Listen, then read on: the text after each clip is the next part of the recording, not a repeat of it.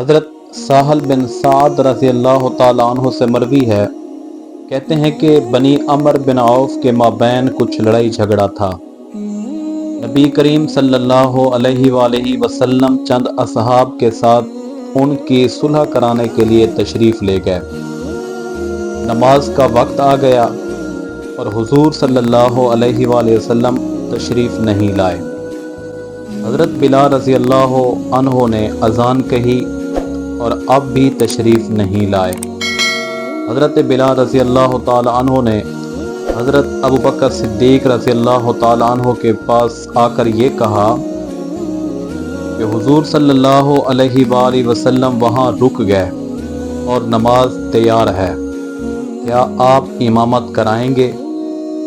فرمایا اگر تم کہو تو پڑھا دوں گا۔ حضرت بلال رضی اللہ تعالی عنہ نے اقامت کہی اور حضرت ابوبکر صدیق رضی اللہ تعالی عنہ آگے آ گئے۔ کچھ دیر بعد حضور صلی اللہ علیہ وآلہ وسلم بھی تشریف لائے اور صفوں سے گزر کر صف اول میں تشریف لے جا کر قیام فرمایا۔ لوگوں نے ہاتھ پر ہاتھ مارنا شروع کیا کہ حضرت ابوبکر صدیق رضی اللہ تعالی عنہ ادھر متوجہ ہوں، مگر جب وہ نماز میں کھڑے ہوتے تو کسی طرف متوجہ نہ ہوتے۔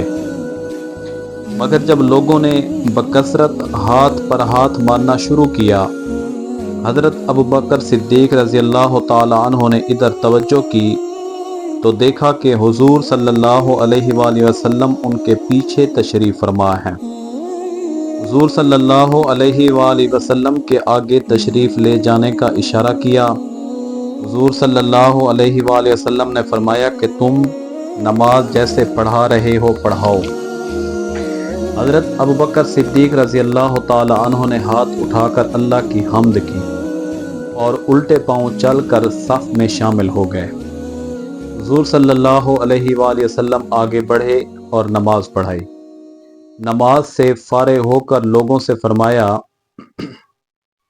اے لوگو، نماز میں کوئی بات پیش آ جائے تو تم نے ہاتھ پر ہاتھ مارنا شروع کر دیا، یہ کام عورتوں کے لیے ہے۔ اگر کوئی چیز نماز میں کسی کو پیش آ جائے تو بلند آواز سے سبحان اللہ کہے، امام جب اس کو سنے گا تو متوجہ ہو جائے گا۔ اور حضرت ابوبکر صدیق رضی اللہ تعالیٰ عنہ سے فرمایا، اے ابوبکر، جب میں نے اشارہ کر دیا تھا پھر تمہیں نماز پڑھانے سے کون سا امر مانے آیا؟ عرض کی، ابو قحافہ کے بیٹے ابوبکر کو یہ مناسب نہیں لگا کہ نبی پاک صلی اللہ علیہ وآلہ وسلم کے آگے نماز پڑھے اور امام بنے۔ سبحان اللہ۔